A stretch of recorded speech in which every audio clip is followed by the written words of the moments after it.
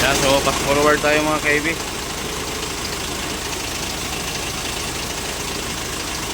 YC40 double YC40 130 Sinotrack, kapamilya ng buo. So ang naging issue niya ay overheat at low RPM stick engine. So ngayon naka-andar na, nakabit na lahat. So okay na yung injector.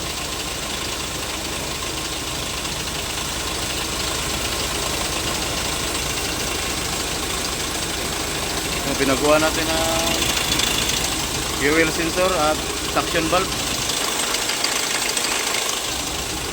at saka temperature switch, water temp.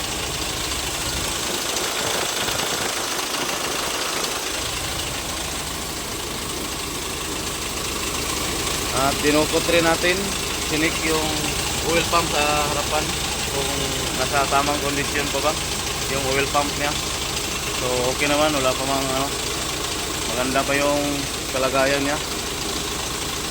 Saka napalitan natin ang mga injector, 4. Kasi malakas yung backlight yung dating injector at nanginginig sobra yung engine at walang pwersa, low power stick engine. So ngayon ay normal na yung kalagayan niya, wala nang panginginig. Ayan, dati ito ay parang mahulog ito, parang mahulog yung reservoir ng tubig at sobrang init, umabot ng 8 bars. So ngayon i-check natin sa dashboard. Check rin natin yung RPM ngayon.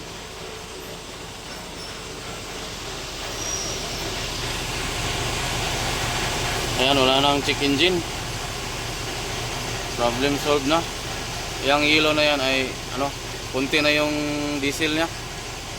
Umilaw yung diesel na sign. Ayan o.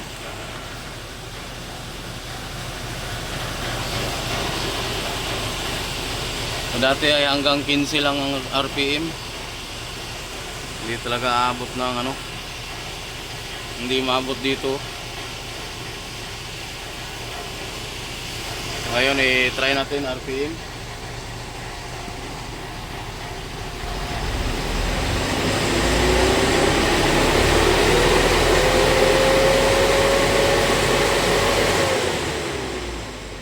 Yan. Wow. Tapang na yung engine natin. At wala na rin check engine light. So pinapaandar lang natin para masisiguro natin na okay na talaga. Ay check mo natin yung init, kung ilang bars na.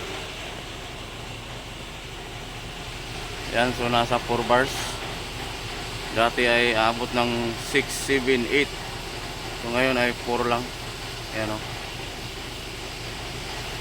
1, 2, 3, 4.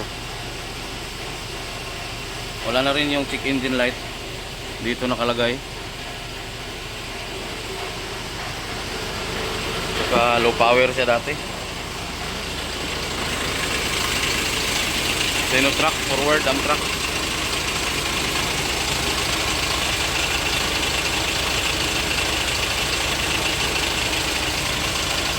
So dati sobrang manginginig yung engine, parang mahulog.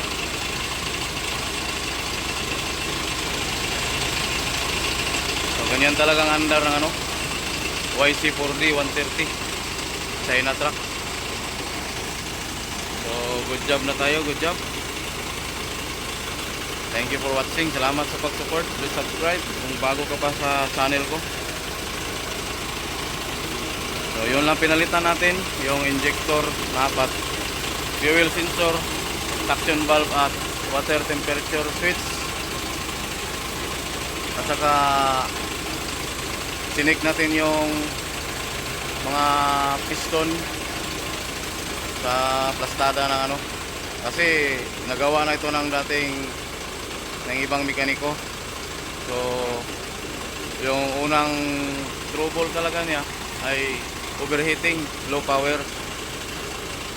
Yun, ginawa ng mekaniko, ng ibang mekaniko. So lalong lumala yung trouble. Hindi nila mabiyahe. So sa wakas ay nakuha rin natin yung trouble. Kaya dinouble check namin yung trabaho nila.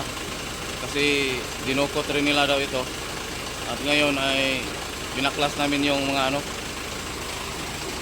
piston, yung crankcase, yung head. Kinalas namin yung head. So ngayon nakaandar na.